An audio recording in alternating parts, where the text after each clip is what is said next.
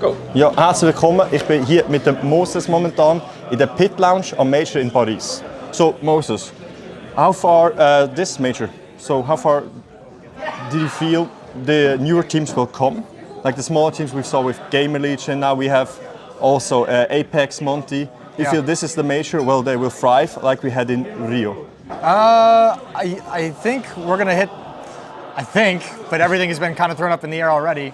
I think this is kind of like the end of the road for the Gamer Legions, for the Apex probably against Liquid. I think Monty's going to be able to win out this one, so I think this is a good route for Monty to get into the semifinals. But I mean, I don't know, it's been crazy. The rise of the younger teams is awesome. Even, the end of the Breach game yesterday was like one of those games you cast and you don't really feel like anyone lost because they already kind of accomplished like well beyond their means, like well beyond what their goals initially were. But it's cool seeing some young fraggers kind of step into the limelight, like Boros, Cypher.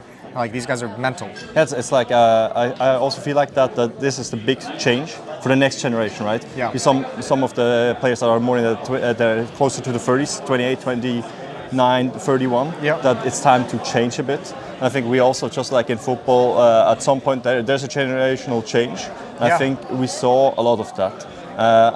What I would like really to know is, do you think there's some analysts, we're never calling names, but there's some people that say if it's a fluke of the big teams. But is it really the fault of the big teams, or is it more that Tier 1 CS has kind of bit stalled because it's a little bit too safe? They know how they work, they understand. It's the system that they worked out over years, right? They perfected that you play because you need a stable system for all the tournaments you play every year. Yeah, I think it's a combination of factors, and depending on how complex you want to get, we can go deep into it. But I mean, I think certainly there's an element of, the top teams these days, a lot of them playing like odds-based Counter-Strike, things that should work if you play them out enough times and making those decisions, which is a little bit more predictable. Younger teams not going by that style and able to capitalize on it. I think obviously some of the format and seeding issues of a tournament like the Major plays into it. Again, just factors that play into it, not any kind of main reason. The best are ones, and obviously, but we don't have to go down that rabbit hole. But I think also, there's a certain element too where when you're these teams like FaZe and your Navis that come into a Major like this and like you have some, well-publicized issues that we all kind of know about, like you're kind of fighting against the current in the sense that like you should be going for the trophy, you should be in the semifinals, should. But you're also battling against these problems you have and battling to try and fix them while the tournament is live.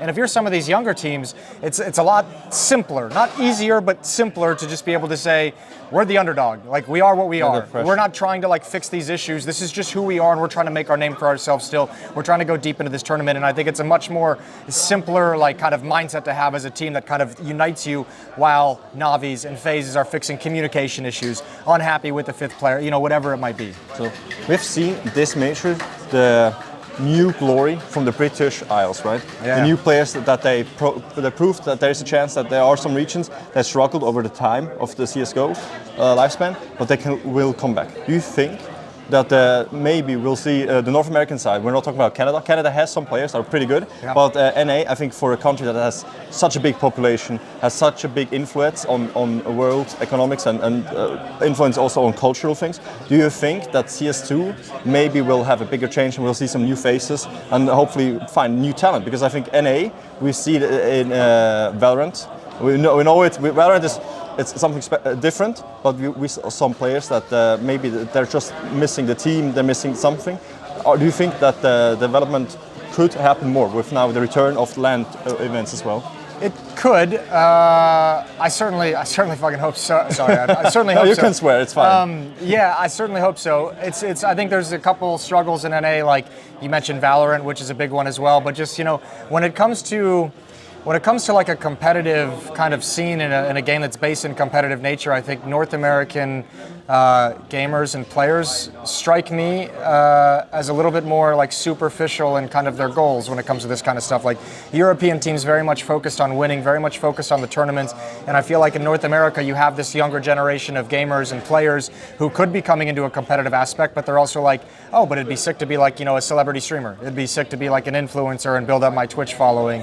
It feels like the competitive side of things, and obviously we all know like the personalities and like just kind of culturally, North American players don't seem to be as prone to like playing for the team and learning to win at a team. It's like a me first mentality.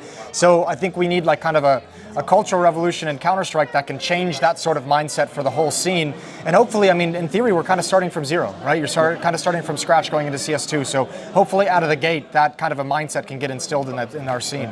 I think what's really interesting, maybe as a comparison, is in football, or as you call soccer, there has been some young talent from NA that actually look promising. The World Cup team you provided, it looks actually pretty decent, which was a surprise because NA struggled a lot of the time in football because the money and the interest is not the same. I understand that, but I think for CS now, we're in kind of the same boat, right? Because Valorant and Riot, they have more of a grip, I think, on NA with all the streams and the exclusive things, and I think also I think the North American, it's more, they like more flashy, and more they really enjoy the like characters. They can get behind cosplay stuff like that. Yeah, the lore of the game and everything like that. I think maybe we find the nitty gritty, like some of the older American players and people I met from that play CS. I feel that it's more of the nitty gritty, and I think we can get back into that because Valorant has also some struggle, and the game I think will change a lot in the next 1.5 years because they need to change some of the map layouts with the age and stuff. And I think that could be a chance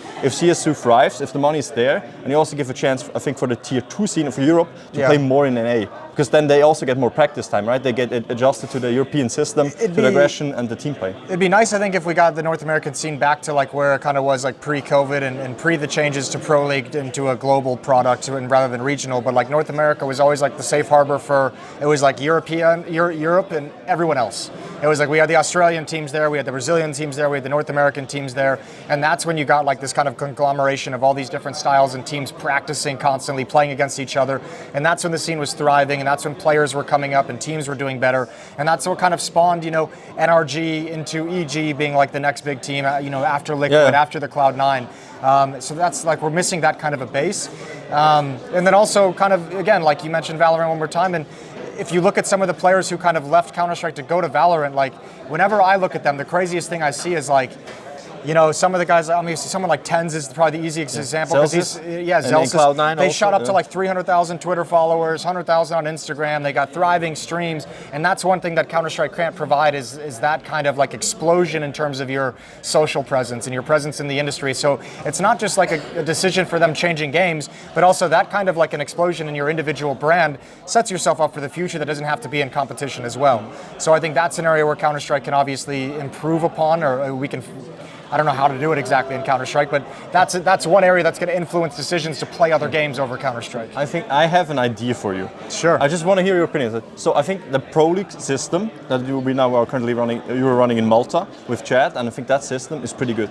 I think something like a Pro League in NA, like the second one maybe of the year, that would be a big chance, right? Because you have 5 weeks where top tiers teams will go and also some small teams. I think that will also have like these 5 weeks where you have more of an influence. Oh yeah. You can try to get maybe something else going. Yeah. But I know it will be hard because I know from what I've heard, NA is pretty hard with regulations and logistics and stadiums and prices and people. It's quite hard. But I think potentially, if you can get ESL or another, if there is like a long running, because I think Pro League would be perfect. It can fit that niche. I've really made that well. exact same suggestion. Oh, really? Yeah. So well done.